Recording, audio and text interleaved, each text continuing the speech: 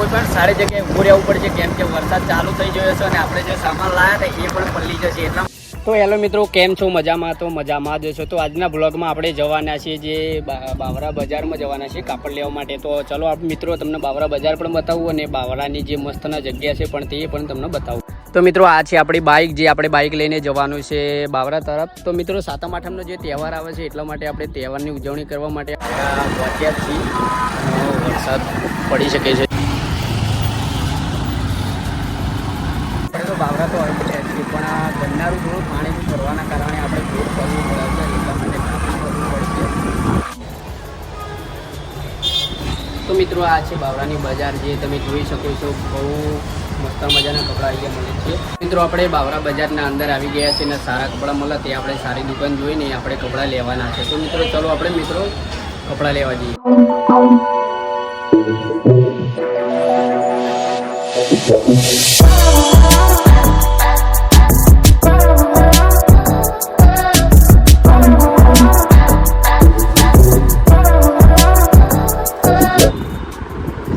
મિત્રો તમે જોઈ રહ્યા છો જે આપણે આ કાપડનું જે છે એ લઈ લીધું છે. આપણે આ દુકાને સરસ કાપડ મળે છે અને બહુ મસ્તના મજાના કાપડ મળે છે, બહુ અને સસ્તામાં મળી રહ્યું છે આપણને.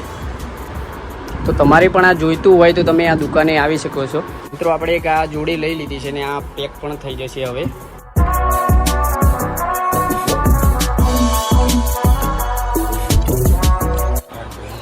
તો મિત્રો જે આને મારી ચેનલને સબસ્ક્રાઈબ પણ કરી નાખી છે, તમે જોઈ શકો છો. જો તો સબસ્ક્રાઈબ પણ કરી નાખી છે, તમે પણ કરી નાખજો હવે. તો મિત્રો આપણે કાપડ લઈને નીકળી ગયા છે. જો આ ઠેલી પણ આવી ગઈ છે. તો ચલો મિત્રો આપણે જઈએ છીએ હવે ઘરની તરફ. કાં તો બીજી એકાદી જોડી જો સારી પસંદ આવે તો આપણે લઈ લઈશું બીજેથી.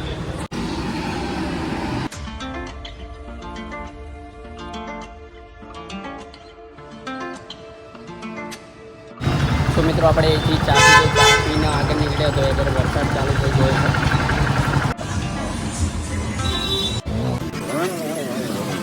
તો મિત્રો રેલવે આવી છે એટલા માટે રસ્તો બંધ છે.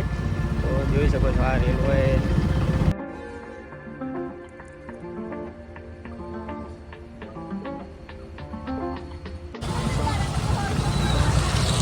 તો મિત્રો આપણે અહીંથી નારિયેળ પાણી લેવા પડે છે, કેમ કે ઘર માટે. તો મિત્રો અહીં નારિયેળ પાણી આપણને મળી રહે છે, તો આપણે નારિયેળ પાણી અહીંથી લેશું. તમે જોઈ શકો છો આ નારિયેળ પાણી એક જ છે. પેલાનો શું હોય 60 એમ?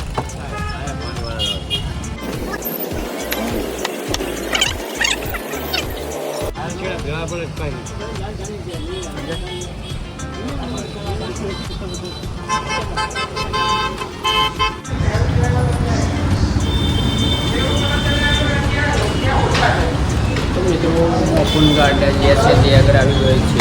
અત્યારે વરસાદ પણ હજુ પણ પડે જ છે, તમે જોઈ શકો છો, પણ થોડો ઓછો થઈ ગયો છે વરસાદ. તો હવે આપણે નીકળીશું, થોડો નાસ્તો ઘરે લઈ જવાનું છે એટલા માટે આપણે નાસ્તો લેવા માટે ઊભા છીએ.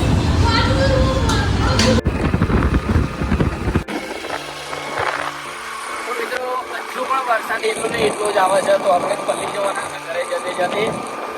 ફોન પણ પલ્લી જશે એવું લાગે છે, એટલા માટે આપણે કંઈ સારી જગ્યાએ એવી મળે તો આપણે થોડી દેર રોકાવવું પડશે, કેમ કે ફોન પલળશે તો લોચા પડશે.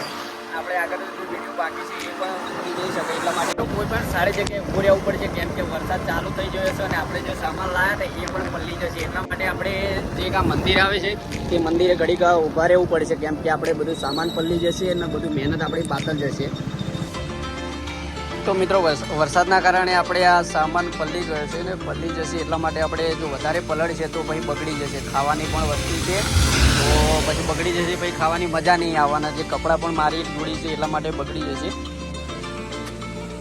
તો મિત્રો વરસાદ વધારે પડે છે અને આપણો સામાન છે તે પલળી જાય એવો છે, એટલા માટે આપણે ઊભા રહ્યા છીએ, કેમ કે કપડાં છે અને થોડો ખાવાનો સામાન છે. એટલે આ મંદિરે ઘડીક આપણે 5-10 મિનિટ માટે ઊભા રહીએ.